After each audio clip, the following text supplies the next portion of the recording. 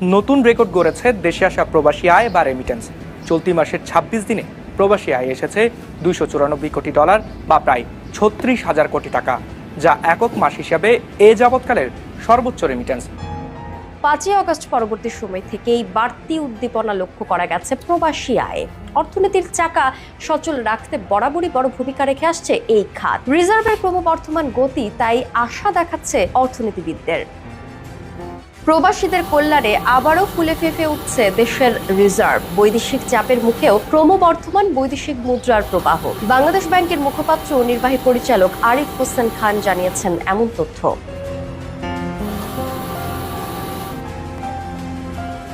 আসসালামু আলাইকুম, আশা করছি সবাই ভালো আছেন। ভিউয়ার্স, আজকে যুগান্তরের একটি রিপোর্ট নিয়ে আমরা আপনাদের সাথে বিস্তারিত আলোচনা করব, যেখানে লেখা হচ্ছে দেশের রিজার্ভ এখন কত জানালো বাংলাদেশ ব্যাংক। অর্থাৎ অনেকেই কিন্তু জানতে চাচ্ছিলেন যে বিগত কয়েক মাসে প্রচুর পরিমাণে বিদেশ থেকে রেমিটেন্স আসছে। আমাদের প্রবাসী ভাই বোনেরা প্রচুর পরিমাণে রেমিটেন্স পাঠাচ্ছে ব্যাংকের থ্রুতে, যাতে করে বাংলাদেশ ব্যাংকের ডলারের রিজার্ভ কিন্তু প্রচণ্ড বেড়েছে, এবং সেটা বেড়ে কত হয়েছে এই বিষয়ে কিন্তু অনেকেই জানতে চাচ্ছিলেন। অনেকেরই এই বিষয়ে কৌতূহল ছিল বা জানার ইচ্ছে ছিল। তো তাদের জন্য বিশেষ করে আমাদের আজকে এই ভিডিওটা। তো যুগান্তরের বলাতে আমরা এই বিষয়টা আজকে জানতে পারবো। তো চলুন বিস্তারিত একটু পরে দেখা যাক। তো এখানে বলা হচ্ছে প্রবাসীদের পাঠানো রেমিটেন্সের কল্যাণে বেড়েছে বৈদেশিক মুদ্রার রিজার্ভ। বাংলাদেশ ব্যাংক বলছে দেশের মোট বৈদেশিক মুদ্রার রিজার্ভ এখন $26.15 বিলিয়ন।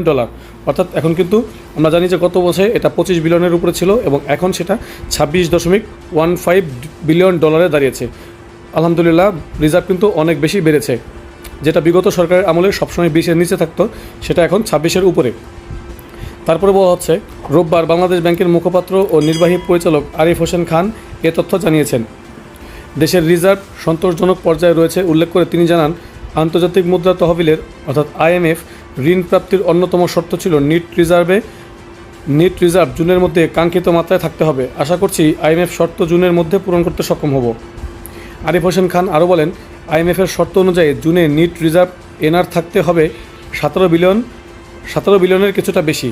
বর্তমানে কেন্দ্রীয় ব্যাংকের নিট রিজার্ভ 16 বিলিয়ন। কেন্দ্রীয় ব্যাংকের সর্বশেষ তথ্য অনুযায়ী চলতি বছরের 12 এপ্রিল পর্যন্ত দেশের গ্রস রিজার্ভের পরিমাণ $26.15 বিলিয়ন। আর আন্তর্জাতিক মুদ্রা তহবিলের হিসাব পদ্ধতি BPM-6 অনুযায়ী রিজার্ভ এখন প্রায় $21 বিলিয়ন।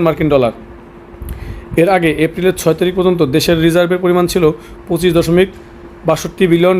আর আন্তর্জাতিক মুদ্রা তহবিলের হিসাব পদ্ধতি BPM-6 অনুযায়ী রিজার্ভ ছিল $20.60 বিলিয়ন। উল্লেখ্য, নিট রিজার্ভ গণনা করা হয় IMF BPM-6 পরিমাপ অনুসারে। মোট রিজার্ভ থেকে স্বল্পমেয়াদী দায় বিয়োগ করলে নিট বা প্রকৃত রিজার্ভের পরিমাণ পাওয়া যায়। তো ভিউয়ার্স, আমরা যেটা বুঝলাম যে বাংলাদেশ ব্যাংকের বর্তমানে ডলারের রিজার্ভ কিন্তু অনেক রয়েছে, যেটা হচ্ছে একটি দেশের উন্নতির একটি উপযুক্ত মাপকাঠি। এটা দেখলে আপনি বুঝতে পারবেন একটা দেশের যে পরিমাণে রিজার্ভ ডলার রয়েছে তাদের আনুপাতিক হারে কী পরিমাণ রয়েছে। এটা দেখলে কিন্তু একটি দেশের অর্থনৈতিক অবস্থা বোঝা যায়। তো বাংলাদেশ ব্যাংকের বর্তমানে ডলারের রিজার্ভ আলহামদুলিল্লাহ দিনকে দিন বাড়ছে। এটা বিশেষ করে আমি ধন্যবাদ জানাবো প্রবাসী ভাই বোনদের, যাদের সুবাদেই এই উন্নতিটা হচ্ছে, এবং দেশের আর্থিক খাত আস্তে আস্তে ঘুরে দাঁড়াচ্ছে এবং খুব দ্রুতই উন্নত করছে।